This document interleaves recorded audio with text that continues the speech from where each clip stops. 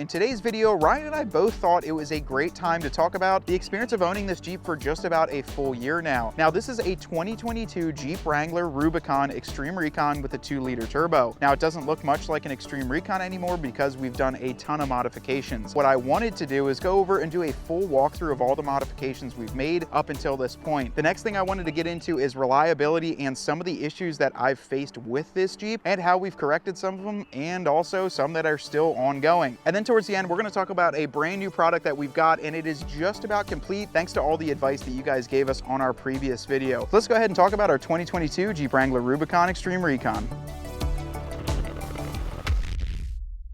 So up front on this Jeep, the first thing you're going to obviously notice is the Motobilt front crusher bumper. Now, we went with the stubby version without the hoop, so I wouldn't completely block the front camera that we've got on there. We've also installed a Warn Xeon Platinum with the synthetic rope, and then we've got our Apex front fair lead on here. Some of the biggest things that you'll notice up front from our friends over at Diode Dynamics are the SS5 Crosslink light bar that goes across here with our custom mounted brackets, thanks to Jordan Mann, who helped me build those late night at his shop before we headed down to Daytona. These are backlit, and I absolutely love these lights, especially driving around here in PA in the dark over the summer and traveling long distances when we go to shows. These completely light up the night. And then we've also got their Elite Max headlights built in. So we installed those a few months back. I love the functionality. I like the little walk-up sequence to them.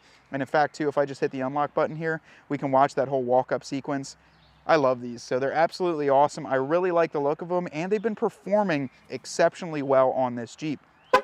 Another cool thing that we added up front is the under the sun grill insert. This helps all the bugs and debris when we go on those long distance trips, and we got it in the blacked out American flag. So we obviously support the USA here. We've got the flag up front, and it actually works with the front camera. So they make a few different options, and this one is built into that. Up on the top pillars, we've got the Diode Dynamics SS5 as well as their pillar mounts up top there. So full Diode Dynamics throughout this vehicle, including another extra light in the back that we'll talk about once we get to that point, but that's kind of what's going on the front end. A couple months ago, and Ryan, I didn't even tell you this, a couple weeks ago, I pulled the tuner out of this. I had read a couple reviews online where guys had gotten it a little bit wet or a little bit of mud in that race chip tuner, and it shut off and didn't work. And honestly, I know this is probably going to be a little controversial. We felt a little bit of difference in the eco mode or that lowest mode, but I wasn't seeing enough to take that risk of driving all the way down to Daytona and getting it wet. So we decided to pull that out and not have it on right now. I'll probably loan it down to my dad's Jeep and he'll get some more fuel economy while driving around the city.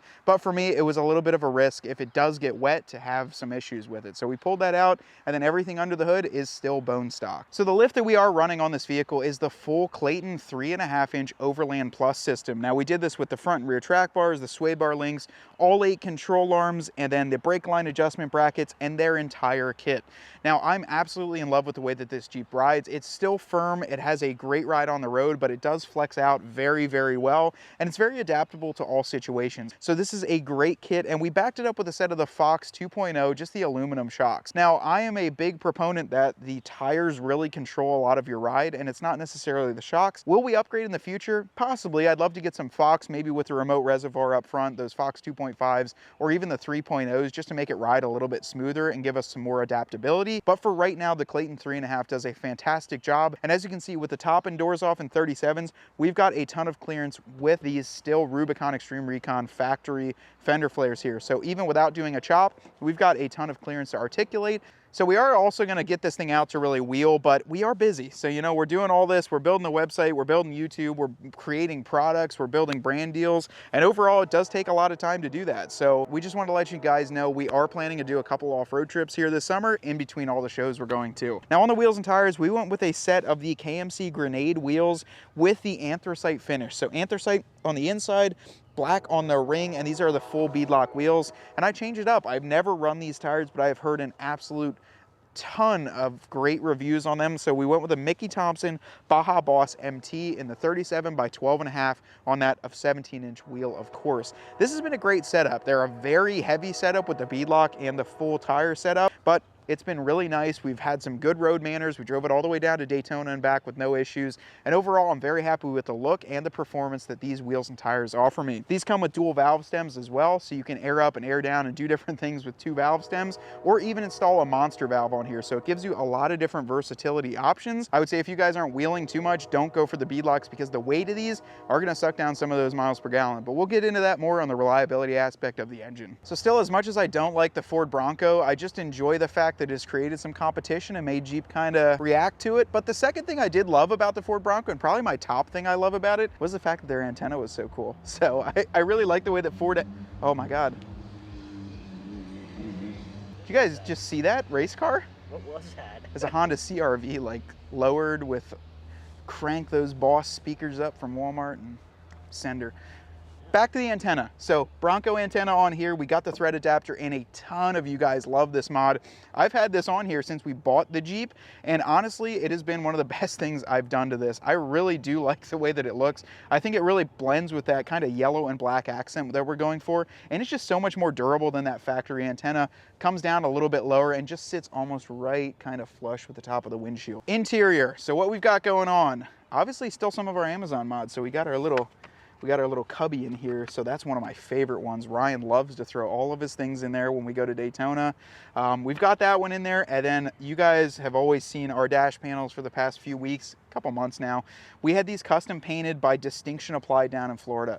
Now, Brian and his entire team over there do an absolutely fantastic job. We finally got to meet him in person down in Florida, and he also pulled us aside and was like, hey, we got you a bunch more painted in the high velocity, so we got some treats for you guys. So coming up in the next few videos, we've got a lot more for this Jeep to really customize it. But if you guys are looking for top notch and the way to go for paint matching, you've got to check out Distinction Applied. The crew over there does a fantastic job. I think Jeep should have come like this from the factory, so the fact that we've got it in here looks even better. Next thing that we have, especially working for that Daytona trip and all the traveling we do, the bullet point phone mounts. So we've got their entire Ruby grid setup up top here with the 2 magnetic mounts that are mag safe, and then we've got our GoPro mount in the center. Those are extremely versatile. We've got a few more of those in an upcoming video. We're going to be surprising all my neighbors who have Broncos, Jeeps, and all that fun stuff, and we're going to get them hooked up with bullet point. We're going to just show up at their house, kind of like Ashton Kutcher pranked. We're going to prank them and put the full bullet point setups on there. So Ashton Kutcher.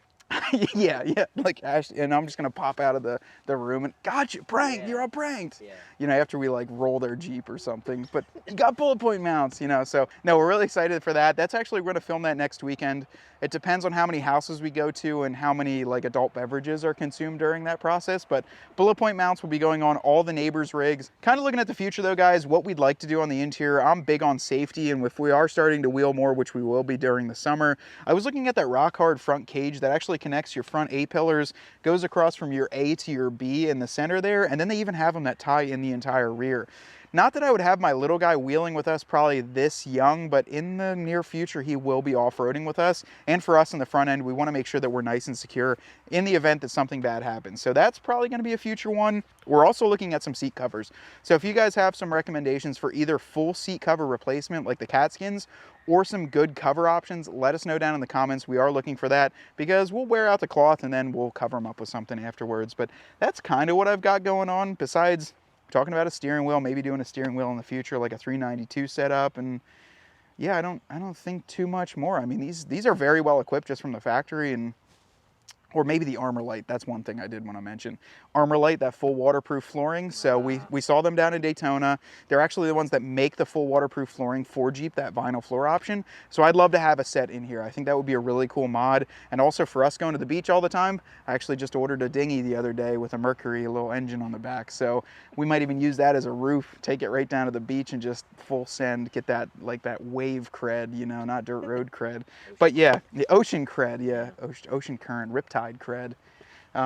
But yeah, so those are kind of the plans on the interior, but you guys let us know too. We love reading your comments, and yeah, I don't know, maybe we need to change up the seat color a little bit, or I don't know, or just sell the whole Jeep, or I don't know. So I had a couple guys ask, where'd you get that nifty shelf at, the JL shelf, the Jeep shelf? Well, we've got a brand new product that's coming out. This is probably our latest version of it, so I don't want to stand up here like a jackass the whole time. So I'll get down, but we've got the final version, or just about the final version on this Jeep. We really took the time to make all of these edges extremely clean, match all of the roll cage around this entire plastic bracket, and give a very nice and secure option for you guys. This is a full composite material that has been bed lined to match the interior texture. Now, by the time this video goes out, we should have something on our website for you to actually go in and add your interest to, and we're so excited to have this, guys. But just check it out in all its beauty. This took us a little bit of time to get this final version out. Huge shout out to Snitz Creek, their whole team over there. We really got a super nice product on here. So yeah, we asked you guys all your opinion, and Ryan and I are like, I don't know, we're proud of this. This is like, that's kind of the goal, but we wanted it simple. We wanted it to work really well. And I don't know, if you guys wouldn't look at this and say, well, like, oh, Dirt Road CRED built that, this looks pretty factory. So talking about the rear end here, we still don't have an aftermarket tire carrier. This factory one has been holding up, but I can tell my tailgate is definitely getting tired out. So we might have to reinforce that a little bit with a Motobilt one on there to match our rear Motobilt crusher bumper. Those front and rear, they match in a set, and we got them powder coated at the same time. We do run a full-size spare on here, still the factory taillights, but then we went with the TerraFlex remote mount license plate bracket. I looked all over for a clean bracket that was easy to install, besides the wiring, which you have to rip a lot apart, but looked good. Still use the factory third brake light. Factory license plate light actually goes into here, and then the camera, and then all of this, if you need to pull it out, there's studs that are on the back lug nuts, and you can kind of just pull the thing out as one unit, disconnect two of the wires, and you can access your spare. So for like $100, this really nice setup kind of helps me relocate that when we pulled it off with a factory bumper. So I didn't really talk about that too much, but we got a very nice setup here, and we're really enjoying the way that this looks. Would you look at that? When we open it up, we've got some camera gear back here, our recovery gear, and I can't get in to thieve it. So really nice setup there with the shelf on there. But no, I opened this up so we could easily see this. We do have the Diode Dynamics hitch pod on here.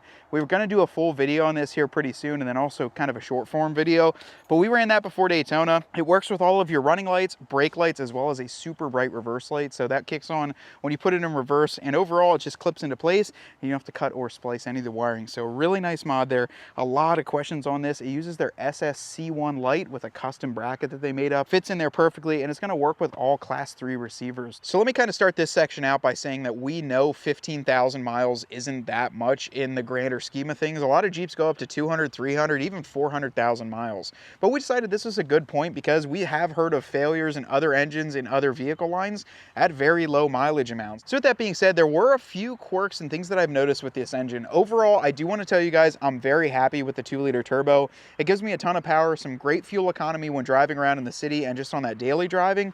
But there are a few things that need to be considered with this engine. One of the biggest kind of pains in the butt that I have, not with the engine per se, but with the transmission, this is something that I've really noticed on the 8-speed in the JL, is because of the fact that they're an adaptive transmission and they adapt to your driving style. That includes throttle response, throttle input, how your throttle input is off of the line, off of shifting. It does a ton of computer analytics on it.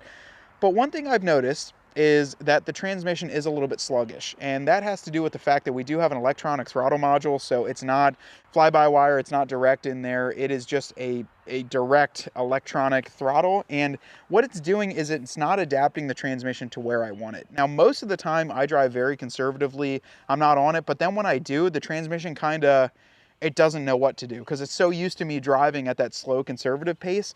And especially there was one forum member that actually reached out and said when he was going 40 miles an hour in 5th gear or something like that, and you go to gun it, so just go full throttle, it actually takes like half a second or a second before the Jeep does anything. It just doesn't know what to do right away. I tried it on this and I ran into the same thing. So one of the biggest pet peeves I have, and hopefully someone does have some transmission tuning, is the way that this shifts and also the power ability to access it. I can tell you guys, when I put this Jeep into manual mode, so if I shift that automatic over into manual mode and shift myself, this Jeep is like an entirely new vehicle. So when I shift it myself, it pulls the entire power out of this, lets me really get to the shift points and the red lines that I want. But I'd like to see a little bit more intuitive transmission tuning, and hopefully we can find someone that does that. So this next one, we're going to kind of talk about fuel economy, as well as one of the issues that I'm running into by running 87 octane fuel in this vehicle. This has also been well known by some forum members, very documented on the JL Wrangler forums, and what it's saying is, it pops up on my screen sometimes, it kind of is every so often, but it says performance limited service fuel system or service fuel rail, something like that. I can't catch it so quick. It just pops up really quick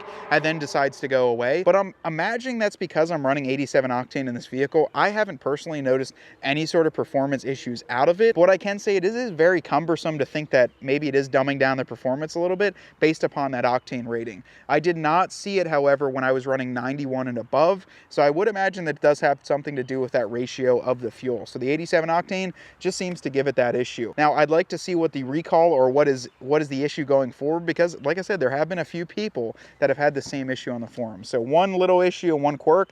I don't know if it's going to affect long-term performance, but it is popping up now. Another question everyone's asked about fuel economy and what I'm getting around the city with the 37s, beadlocks, lifted, top off, top down, whatever, hard top. I'm getting about 18 or 19 miles a gallon riding around the city. So that's city MPG.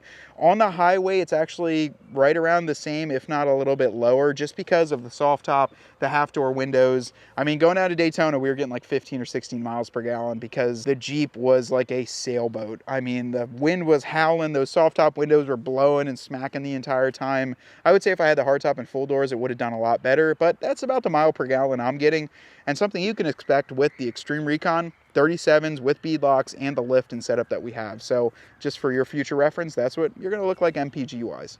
Here's a big issue I never expected with this color, but something Ryan was familiar with Gecko: the bugs. Bugs love these bright colors, and I tell you what, like if I sit this thing in a parking lot, the bugs just absolutely hover all over it. So that's one thing to be aware of if you're going to go with a bright color like high velocity. I don't know what it is. You guys, the scientists, can probably tell me why they're attracted to it, but they love this color and they'll climb all over it. So be aware, lots of bugs on this color. So some future plans for this Jeep. Obviously, we talked about the interior, a little bit more of what I'm trying to do in there. Some more color match pieces from Distinction, touching up a few things on the exterior. That's kind of the problem with a channel like this, as we build these up to a point and then there's only so much you can do without getting too carried away. One thing I've really been researching lately is either doing a fender chop or a full-on fender replacement. So we actually had a chance to meet with the guys down at Motobilt in Daytona. They have a really cool Highline They have a really cool Highline fender that kind of pops up here a little bit more. So I thought about that with a color match. The fact of the matter is, though, it doesn't stick out too much. It's really like a 3-inch fender, so it's not really existent. The other option is, because the Diode Dynamics headlights have the turn signals built into them, was doing the Motobilt fender chop, which just gives you kind of that steel bracket, and then you could use the same turn signals on the diode here and just put a little side marker in. So that's another option that we're debating as well. But I want to hear about in the comments, what do you guys want to see as far as a fender option, or give me some suggestions on what you've seen or what you've done as well. The next thing we're talking about is Ryan is debating ordering a 24 base 2-door Sport. So let us know in the comments what you guys think of that plan. I personally think it's a great idea because we've got a huge 2-door following. I personally love the 2-door, so does he. He feels it's a little bit more of the Wrangler, that old school look, but we're thinking about like a Sarge Green 2-door Sport, manual transmission, and just the base as can be, because it still comes with that big 12-inch screen and a lot of those modern safety features. Drop a comment below if you guys would like to see that on the channel, and if so, heck, we'll go ahead and order it and get that here soon. We've got a lot of cool, exciting things for the channel. I'm going to talk about some things. We've got a dealership affiliate program that we're going to be starting up here very shortly, which is going to be a really exciting program. We'll have a lot more details on that. If you guys know of a dealer in your area that does out-of-state orders, that does great pricing, let us know, because we're going to be creating an entire system to help you guys get vehicles for the right price. But until next time, though, this has been a fun video. I hope you guys enjoyed the whole build walk around, some of the 15,000 mile updates that we have to the engine, and just overall kind of what this Jeep looks like after a year modifying it. And thank you so much for dropping by. My name's Nat with Dirt Road Cred, and I want you to get out there and earn yours.